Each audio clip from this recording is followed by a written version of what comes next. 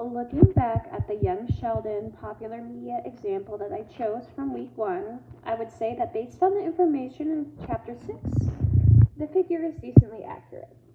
People with autism suffer from a lot of sensory overload, and it could become overwhelming, causing incidents to potentially occur. The only thing that I would push back on a little bit is that autism presents so differently in each individual who has it. Like the saying goes, if you've met one person with autism, you've met one person with autism. My understanding of my assigned disability category has changed since week 1 because we have learned a lot about how disability affects school and learning.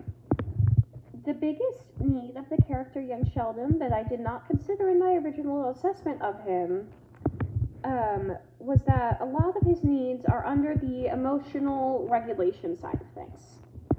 In the show, Sheldon tends to lash out at teachers. One of the things that we talked about a lot in chapter 6, as well as the entire semester, is being able to understand the feelings that go behind the behavior.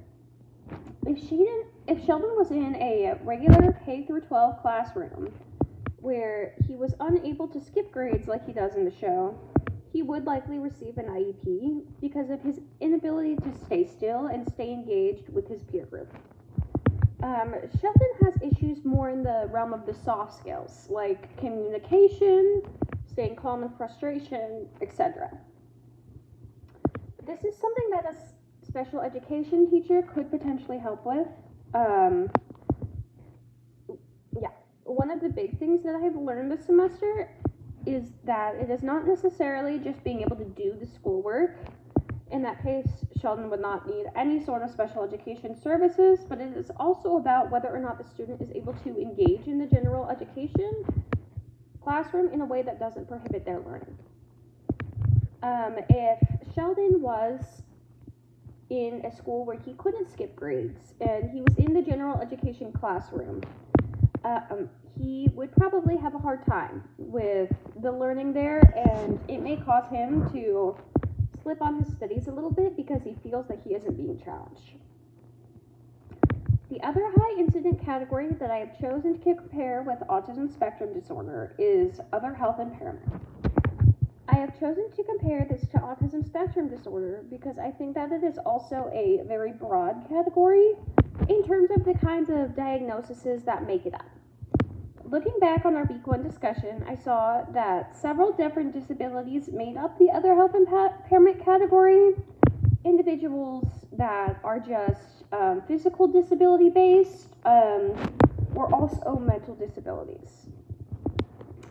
One of the characters that kind of stuck out to me a little bit in the other health impairment category that a lot of people discussed in that discussion during week 1 would be Augie Pullman from the movie Wonder. I think that Sheldon definitely has some similar characteristics to him. I love this movie, and I have seen it a couple times, so I know a little bit about that character as well.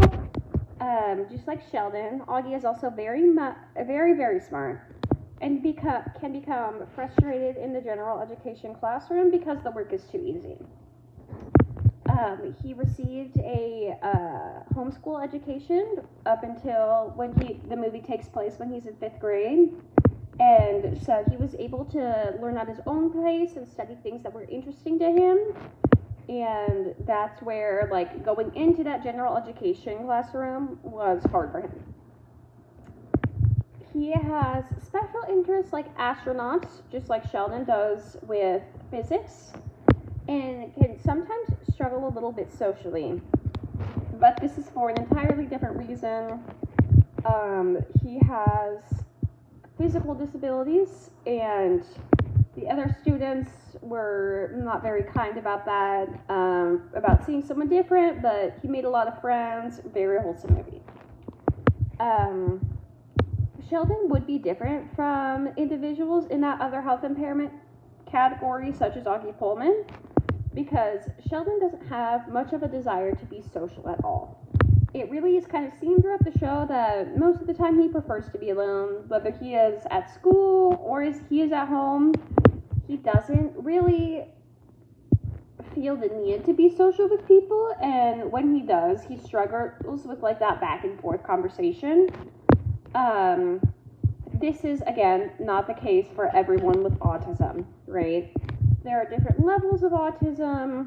Everybody presents it differently. But it is the case for him.